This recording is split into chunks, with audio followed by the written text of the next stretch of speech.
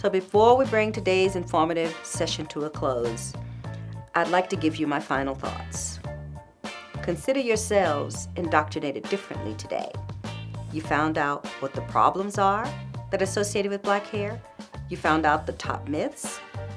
You were given the facts about black hair. And then finally, you were armed with the black hair care basics and the requirements for successful black hair growth. Our hair is our crowning glory. It doesn't matter how you style it. You can choose natural, straight, curled, or twisted.